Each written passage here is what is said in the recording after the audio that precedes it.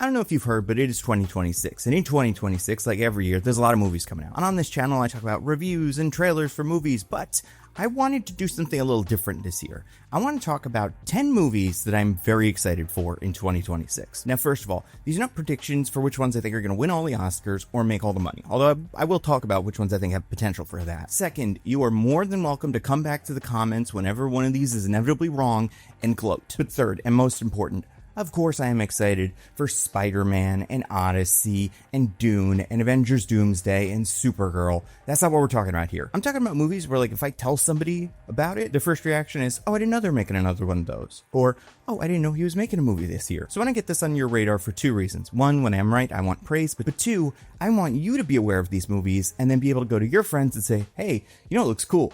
This movie. And then, like, you're a genius and everybody loves you. That's not how it works for me. But hypothetically, maybe that's going to work for somebody. Anyway, let's talk about it. There are 10 of them. I made a list on Letterboxd, which I will link in this video description. Also, follow me on Letterboxd if you don't. I also had a similar conversation to this one, although in a lot more detail, on my podcast, Mostly Nitpicking, in our 2025 Recap 2026 Looking Forward episode, which will be out soon if it's not out right now when you're watching this video. But first, let's start with a movie that comes out very soon.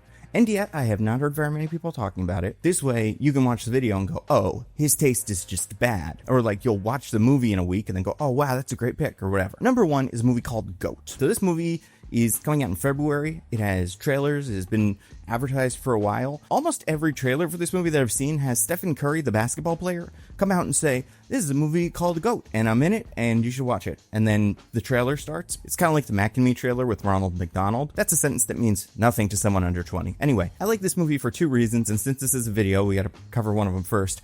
Animation. This movie looks really, really cool. It's another Sony animation movie. It is, I think, the first movie that has been advertised as from the creators of K-pop Demon Hunters, but also from the creators of the Spider-Verse movies. And like, I enjoyed Miller's vs. Machines, Cloud with Enchanted Meatballs, but like, I think we're at a point where if Sony gets one more hit in a row, Spider-Verse, K-pop Demon Hunters, and then this, they might like cement themselves as the animation studio, which is a title that it would seem crazy would not be owned by either Disney or Pixar. But the style of this movie looks awesome, and it doesn't look exactly like the Spider-Verse style or the K-pop Demon Hunter style. If anything, it looks to me like the Teenage Mutant Ninja Turtles Mutant Mayhem style. And that's just to say, it feels grimy. It feels like a lived-in universe. I enjoy a nice animated movie like the Hoppers movie that's also coming out this year, which takes place in like clean labs and a pretty forest. But there's something about animation recreating imperfections that I find immensely charming. And it both looks like a fantasy world like Zootopia, where animals do human stuff, but also like the real world, like the New York City that you would interact with. The movie is about a goat who is too small to play professional, it's not basketball, but it's like their basketball in this animal world. But he really likes basketball and he wants to change the game, so he becomes great anyway, and everybody's like, you're too small to play basketball. That feels like it's the entry point for the movie, but then after that, what feels like a lot of fun is the idea that this becomes just a sports movie with a ragtag team of other animals that all have their problems. That seems like so much fun. And I think if you're wondering, like, okay, well, that's like what it looks like, but the plot, is the plot going to hold up? A, it's a kid's movie, kind of like K-pop Demon Hunters, like, you don't have to reinvent the wheel, but B, sports movies can be formulaic, but that formula can get real emotion out of you. The drama created by a last-minute shot that goes up in the air, and everybody looks really excited, and then the score drops out, and you can't hear anything, and then you hear the swish of the net, and everybody cheers. Like, those moments, even in a movie that's not working, work for me. But now, what am I worried about? Not that I'm going to say this for all of them. This one comes out in February. February and January, traditionally, are seen as a dumping ground for movies the studios don't really have any faith in. That's not to say that good movies don't come out in January and February, but like if this were a summer release, I'd have a lot more faith in it. But either way, I have not heard nearly enough people talking about this movie, especially for one that comes out so soon. I think it's going to take a lot of people by surprise. I don't think it's necessarily going to be a K-pop Demon Hunters kind of hit, but I do think it's going to be a movie that we'll look back in the end of the year and go, oh, that was really special. So that's Goat. Boom. All right, let's do another February movie. Let's lose all credibility right here. Good luck, have fun, don't die. Now, this is not just me, the enormous Sam Rockwell fan, who sees Sam Rockwell starring in a movie and gets very excited.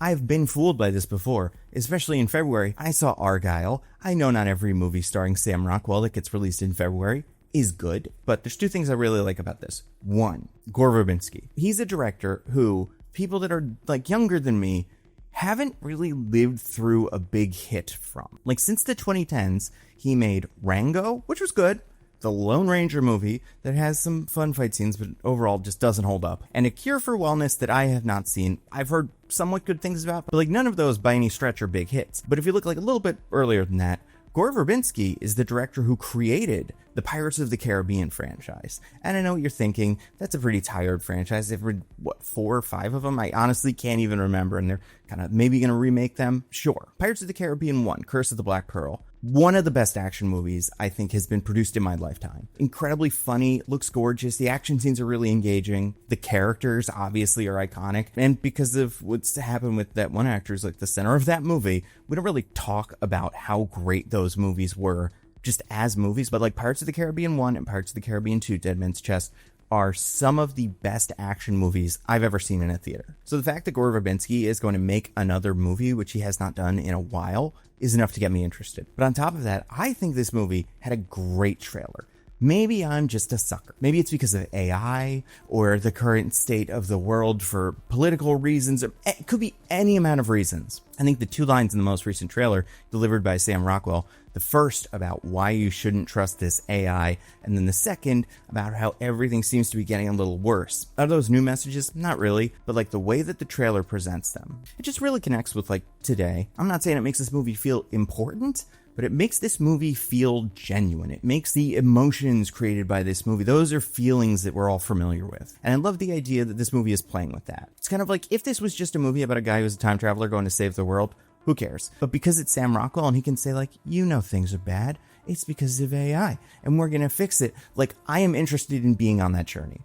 Besides that, Gore Verbinski, Cure for Wellness, and then The Ring, which like I don't think he gets nearly enough attention for. And like obviously it's a remake of a very popular Japanese movie, but Gore Verbinski, the director, at least at the bare minimum, didn't ruin it. He didn't take a movie that was working somewhere else and then mess it up. He fully translated that idea into something American audiences were also very excited about. And it was genuinely scary. Like I said, I haven't seen Cure for Wellness, so I can't say for certain that that one works. But like Gore Verbinski can direct a horror movie. It seems like this movie, Good Luck, Have Fun, Don't Die, exists at the intersection of like action comedy and technological horror. And just because those are things Gore Verbinski does so well, and especially look back to Pirates of the Caribbean 2, the Davy Jones CGI face is one of the best effects from a movie in the 2000s. It holds up. I'm not saying that Gore Verbinski came in and animated it, but again, he has the vision to make that work, to fit everything together. It seems like this movie is going to be all over the place visually. If it was another director, I wouldn't be as excited about it, but because it's Gore Verbinski, just I'm in. Also, forget Sam Rockwell. You got Juno Temple, Michael Pena,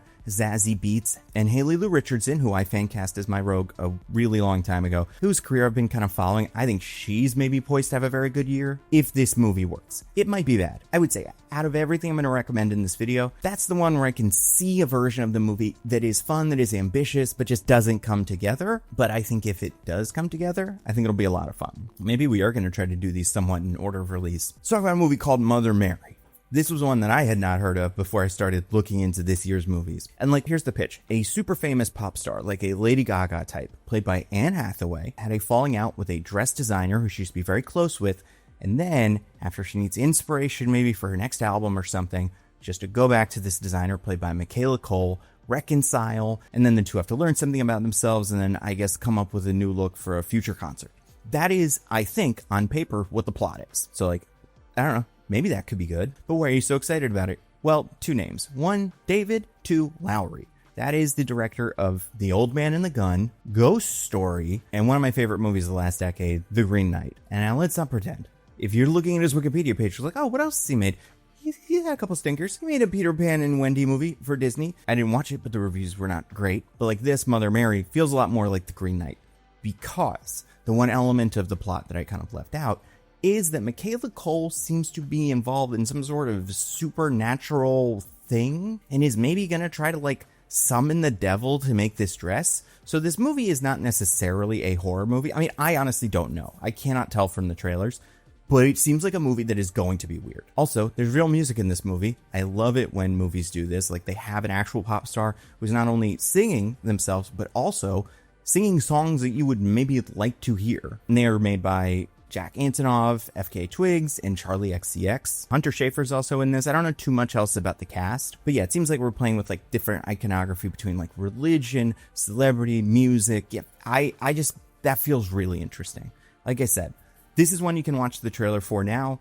Give it a look and see if you're not at least a little bit interested. Also, this comes out in March, so like pretty soon. Speaking of movies that I was completely sold on by just the writer-director's name alone, Boots Riley has a new movie this year called I Love Boosters. And it's not about Booster Gold, although imagine, James Gunn, I know you watch these, maybe? Anyway, I know very little about this. You've got Keke Palmer, Naomi Ackel, Lakeith Stanfield. By the way, if you don't know who Boots Riley is a writer, director, and rapper, but like for the purposes of this, writer-director who made the movie Sorry to Bother You, and then made the series I'm a Virgo. I'm Sorry to Bother You is A, incredible, B, a movie that has aged so well. I'm a Virgo was fine. It wasn't exactly my thing. It was interesting, and that's what I'm expecting from this. Like I said, big talent.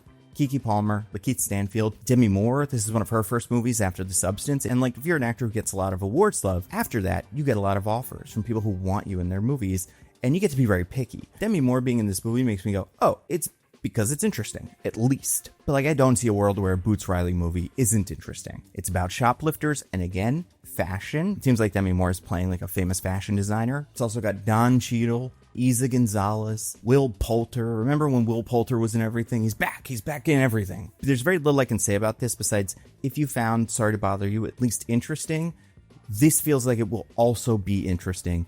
You should be excited for it. Next is another movie we know very little about, but after Naked Gun this year, a movie I really enjoyed, kind of revitalized my love for the spoof movie, because like Naked Gun was before my time. But when I was growing up, these scary movies were the parody movies. And listen, all the jokes in them do not hold up. However, they have some great jokes. Jokes you've probably seen out of context if you've never watched them, like the bit where Anna Faris is pushing things down the stairs to get Ghostface. That's a very funny bit. And I think Scary Movie as a franchise did destroy the parody movie, but it was because of the Friedberg and Seltzer era, which was after like the Keenan Ivory Wayans era. And they were involved before, but like 3 forward, it got very pop culture-y. There were still some very funny bits. The lady's hat got bigger and bigger and bigger. That was funny. Anyway, I love spoof movies. I think the Wayans family is very funny. I loved In Living Color back in the day. And like, I want this one to work. This is not going to be for everybody, but what I think is really interesting and potentially is that in the time since Scary Movie 5, which I think was the last one of them, so much has changed about horror.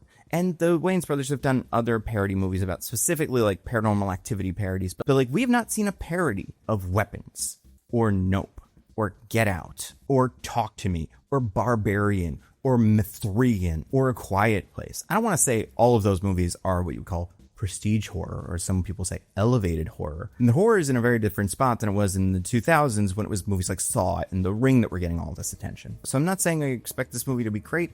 I'm not even saying it will be good, but there will be good things that come from it. There will be funny jokes and funny bits that I hope really work, because I don't know, I would love this to work. All right, so we're halfway through. Let's start with a movie by a director who made what is one of my favorite movies of 2025 for sure, is Weapons. Was written and directed by Zach Krieger, and it's definitely one of my favorite movies of the year. And no, it's not because he responded to my Letterboxd review in a video, although that didn't hurt. I just think that movie was great, and many people agree with me. It was a huge hit in 2025. 2026 has another Zach Krieger movie in it. I think this is because Weapons had been done for a while, and they like waited to release it because they wanted a better spot. But either way, in the meantime, Zach Krieger was working on a Resident Evil movie. Now, speaking of like bad movies from my childhood, legacy of failure, like the Resident Evil movies were not good. However, there was a lot of things that were not good about them, one of which was they didn't do very much of the stuff that's interesting about the Resident Evil games. But like Resident Evil, let's say 4,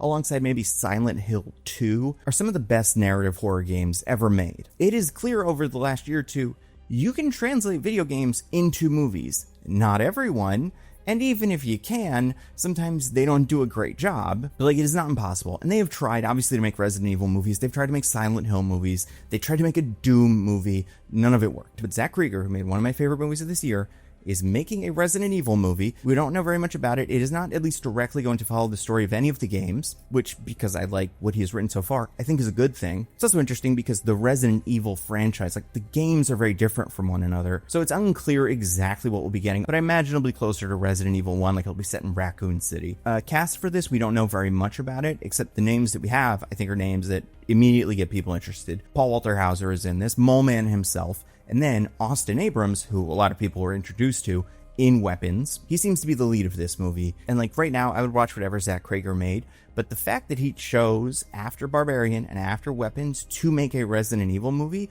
really makes me wonder, like, what's his pitch for this? What is this movie going to be about? It'll probably try to say something that none of the other Resident Evil movies did. And like, I find the idea of this movie fascinating. I think because Weapons came out last year, this movie is going to have a lot of buzz, especially when the first trailer comes out. It's from the maker of Weapons and Barbarian. It would be like, and this isn't the exact same thing, if Jordan Peele made, and let's say in the reverse order, just based on which one was maybe more successful, Us, and then Get Out, like his best movie, and then made a Saw movie. You'd be like, why did he decide to do this? I'm sure, the money was good, but also it's like, he did not have to do this. He must have something interesting. Like, what does he know that we don't? I'm very excited about it. Now, this movie, and I don't think like in 6 months, it will be a surprise, like, oh, this might be good, but I have not seen anybody talking about it now. Greta Gerwig, after Barbie, again, blank check, just like she can do whatever she wants, is making a Narnia movie for Netflix. It follows the magician's nephew, and like, don't get me wrong, I was a nerd when I was a kid, but I wasn't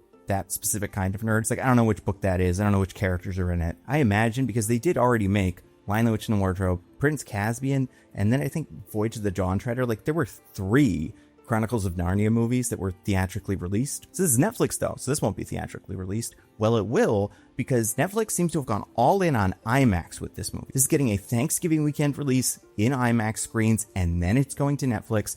I think Netflix is in a really weird spot, because they want to, I mean, maybe they'll buy Warner Brothers, and then that'll change everything. But, like, they have all of these hits. Stranger Things, Squid Game, K-pop Demon Hunters now, that are all things that they have built by themselves. Very few, in my memory, of the Netflix movies that have been big hits have been based off of anything. They don't have the name recognition, they don't have that unaided awareness that Hollywood loves so much, that takes a movie from making $100 million to making like $500 million, just because if people have heard of it, they're now at least a little bit interested. And like, yes, they've had a lot of luck with Umbrella Academy and some of the series, but like I said, their big movie hits have been big movie hits in spite of the fact that they're just based on stars. So taking one of the most sought after directors currently working, I think, taking the person who made Barbie into a billion-dollar movie and giving her a franchise that most people kind of recognize. At least the name Narnia, we know what that means. Feels like the kind of thing that Netflix wouldn't do unless they thought this was going to work. We got Carey Mulligan in this thing,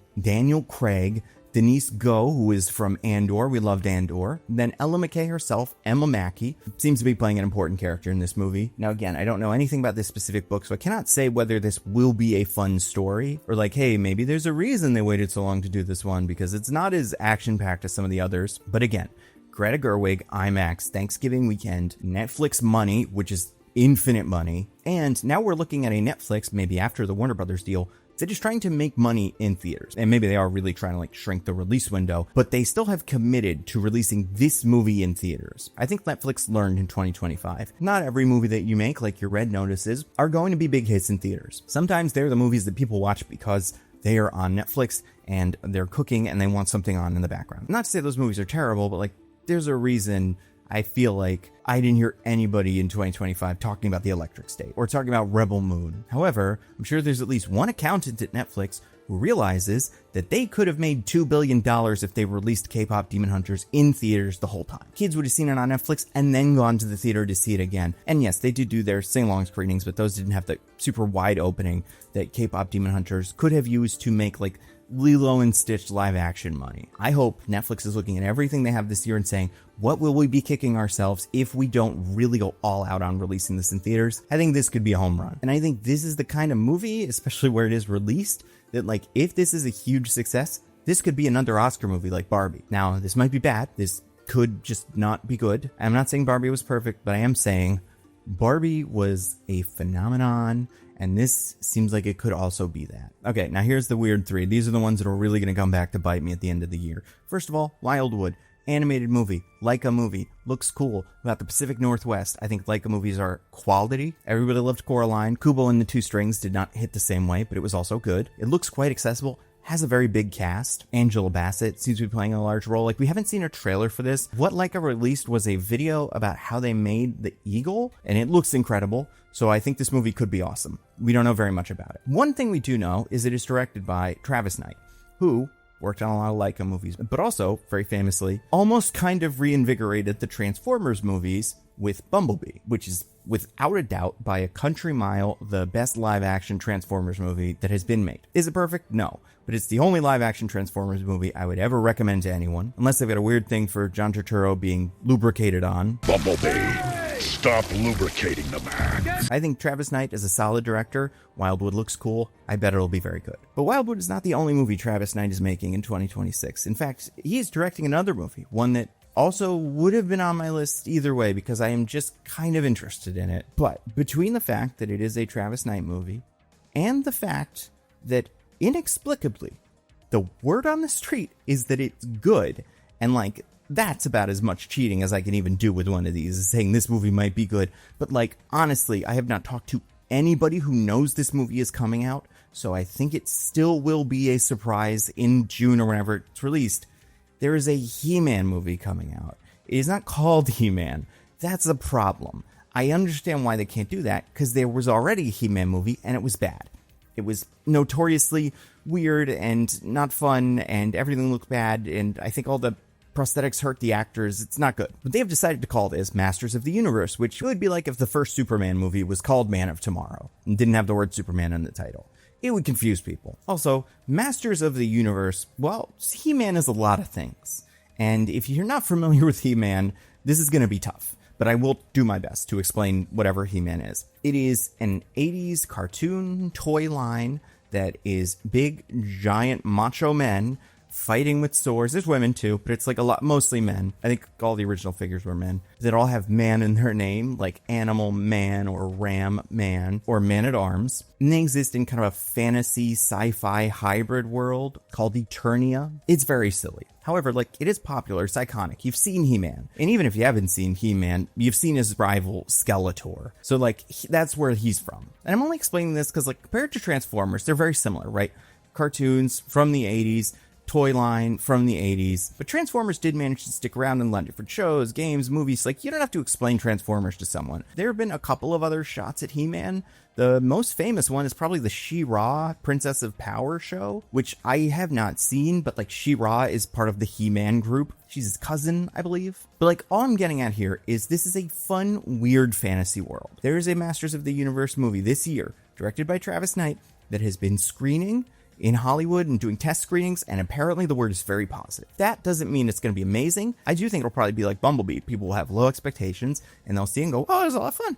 That was a really good time. I hope they make another one of those. There's a couple things working against this movie. I would say the most obvious one is this movie is mostly associated with a bad movie from the 80s, and those movies don't tend to do amazing. G.I. Joe isn't exactly the same thing, but like, even though that second G.I. Joe movie was pretty good, it still couldn't get over the stink of that first G.I. Joe movie with Channing Tatum. I'm not saying this is exactly the spot this movie will be in, but like, it is associated mostly with bad movies. However, unlike Transformers, it doesn't have baggage. It is being presented to a lot of people as a new thing. So maybe that will be an asset. Also, this movie is some sort of reverse isekai, which means it is a movie about He-Man in the regular world. Why are they doing that? I don't know. I mean, it's probably cheaper than doing it in Eternia. This is kind of what the original He-Man did. It seems like the story of this is more of a Star Wars thing, where Prince Adam lives in our world, but that's because he's being hidden from Skeletor probably, and then the Eternia characters take him and like, oh, you have this wonderful legacy, you're He-Man now. Let's talk about the cast. You got Nicholas Galatzine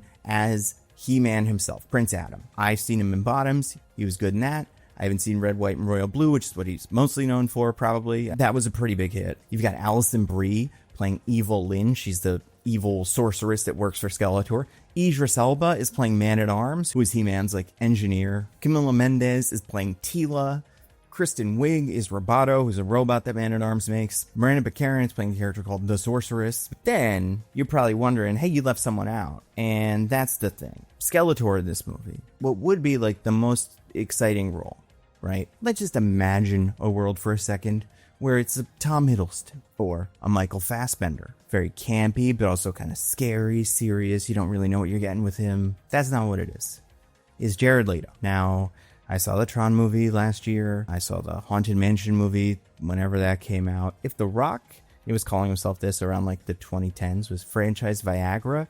Jared Leto is franchise trip to IKEA. Like, he has an albatross around this movie's neck. I really hope there's so much makeup and stuff going on that on the poster you can't tell it's him, because it will hide his credit in the middle of all the names and hope you never check. I'm like, oh, who is that Skeletor guy? Until you get home, having already liked the movie. That being said, those reviews that said the movie are good, and there have been quite a few of them going around, also say he's good in it. Which, like, hey, maybe, you know, maybe this is the role he's been waiting for and it's going to blow us all away. I will be happy if that's the case. But even if that's not, I think this movie could be great, even if Skeletor's not amazing, because the Masters of the Universe world is just a really fun, dynamic, bizarre action movie. And if it is taken seriously enough, kind of like Bumblebee, but also like the way that Bumblebee, A, injected a lot of humanity into that story, and B, had Transformers that for the first time like looked like the Transformers are supposed to look, and that was immediately cool. Like, we were like, oh my god, this is what we should have been doing the whole time. I think a version of that with Masters of the Universe could be pretty fun. I don't know. I don't think this is going to make $1 billion, but this will probably occupy a similar space to kind of where Thunderbolts was this year,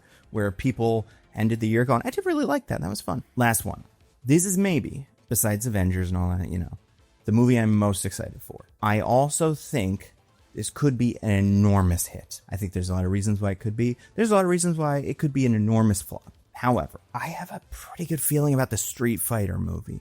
And you may be saying, well, that's an already big movie. That's Street Fighter. Of course, that's a big movie. Yeah, but it's not at the same level of your Spider-Man or your Odyssey or your Dune. First of all, because Street Fighter movies are bad. The first one's fun. I enjoy the old Street Fighter movie with Jean-Claude Van Damme. The second one with Chun-Li is both incredibly boring and also bears so little resemblance to Street Fighter, it's kind of uncanny. So while this might be a franchise people are familiar with, it is not a franchise they are familiar with having good movies. But what excites me about the Street Fighter movie is not that I think it could be good, because I do. I think it could be good. I think it could be a Minecraft level mega hit. Now, the big problem there is that Minecraft and like Super Mario Brothers, another video game movie that got adapted and made $1 bazillion, those are both movies for kids. Street Fighter is not. However, I think this Street Fighter movie just has so much going for it.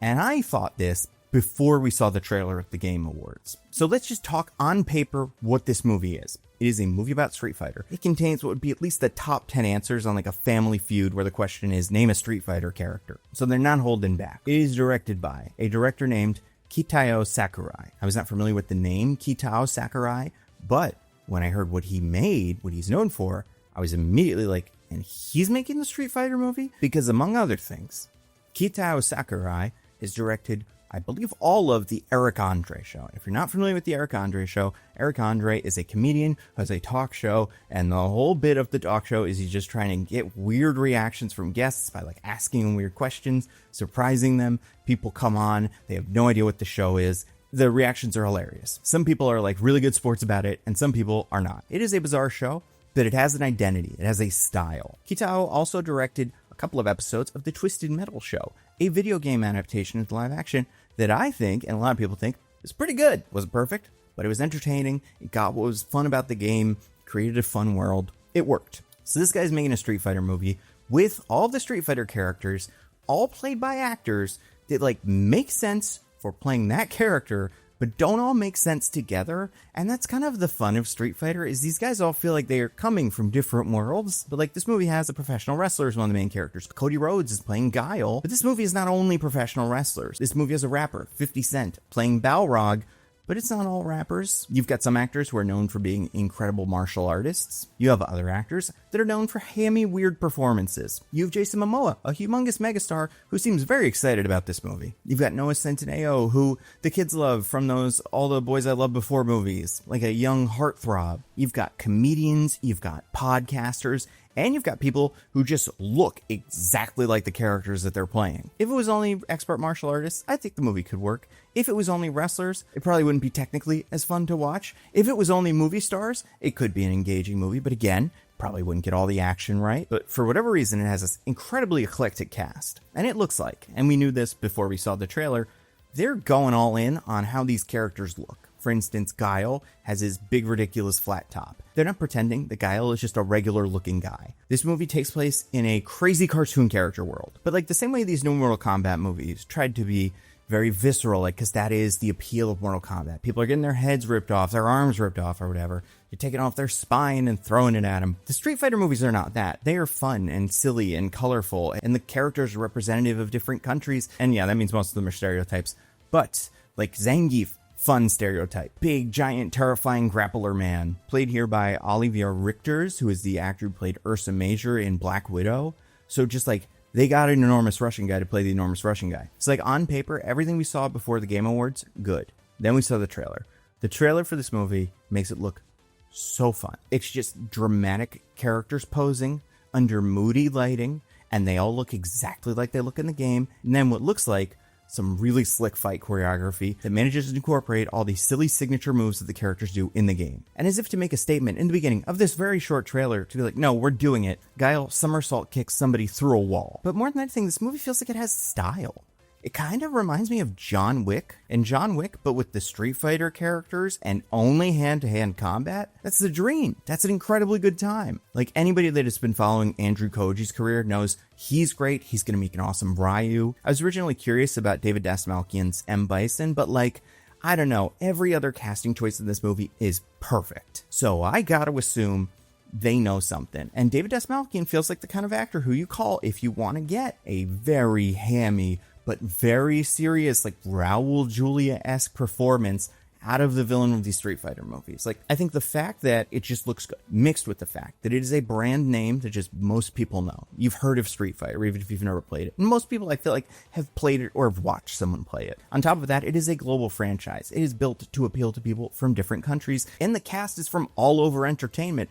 So I could see a world where 50 Cent brings the 50 Cent fans, and Jason Momoa brings the Jason Momoa fans, and Noah Centineo brings the Noah Centineo fans, and those three are not the same kind of fan. And there could be some crossover between those groups, but like, we could get people watch this movie who are just fans of Orville Peck, who are like, oh, Orville Peck's in this, and it looks pretty good, and they go see it, and they like it. I think word of mouth is going to be incredibly important for this movie. One thing that's great, it comes out in October, and they were already showing clips of it in 2025. They only do that for movies that they think are going to do really well. Project Hail Mary got a really early trailer. That's probably going to be a huge hit. F1 got a trailer like a year before the movie came out, and that was a huge hit. Like, I don't know. I'm sure I'm going to love Doomsday, and I'm sure there's a bunch of other movies that will end up being my favorite. But the Street Fighter movie, made by the director of The Eric Andre Show, starring actors from all over pop culture, with silly costumes and whip zooms and long take action sequences, that just feels like it's primed to be a great time. And I think, we'll see what happens with Mortal Kombat, but I think you might be in the mood for a Street Fighter movie that feels a little bit more like a cartoon.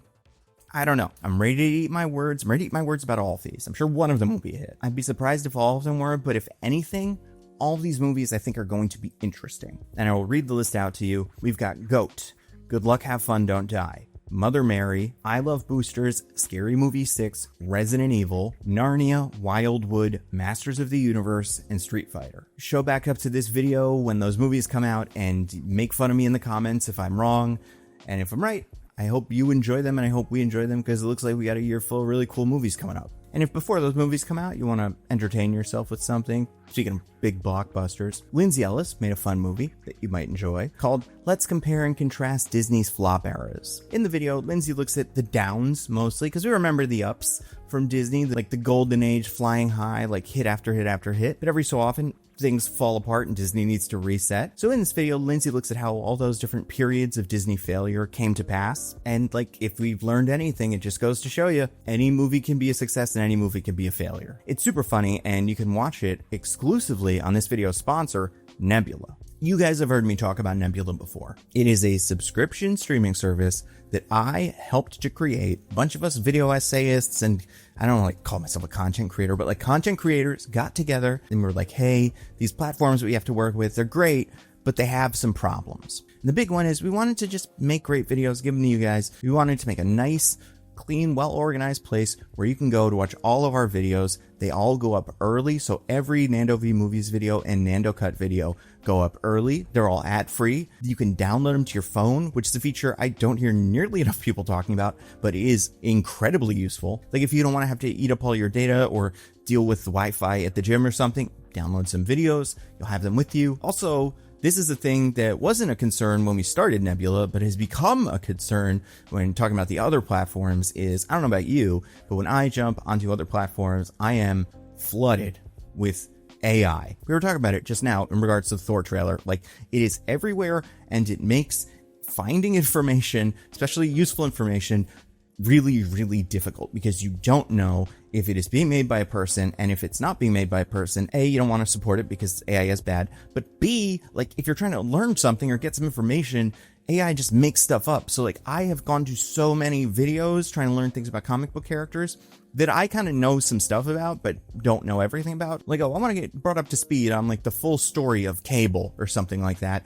And just immediately you hear something and like, that's not true. Oh, this is AI. Okay. Yeah. Ignore that. The videos on Nebula are all made by real people, and that didn't used to have to be a selling point, but now I think it might be the best selling point. There's also all kinds of cool videos you can only find on Nebula. Like Lindsay makes videos almost exclusively for Nebula. One of her most recent videos was about Bluey adults, and the one after that was about dash cam footage. So it really covers a pretty wide spectrum of things. Then you've got short films like Patrick Williams' Dinner Plan, or series like Maggie Mayfish's Amy's Dead End Dream House. And you have what we haven't like fully announced, but will be coming out sometime next year, our show Subliminal. It's our first like dramatic series.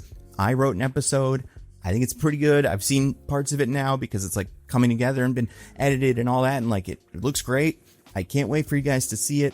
If you want to support us, give us more opportunities to do cool stuff like that, and you want to see our videos early, ad-free, download them and see other creators on Nebula, because all of your favorite creators and your next few favorite creators are on Nebula right now. Like there's something for everybody. And a yearly subscription to Nebula is $60 for a whole year. That is $5 a month. But if you go to go.nebula.tv/thenandocut, or the link in the description, or you use the QR code, you can get a year of Nebula for just $30. That is $2.50 a month. It is an incredible deal. And if you want to check Nebula out on your own, sign up for a 3-day trial. I guarantee you will find something you like. Again, that is go.nebula.tv/thenandocut.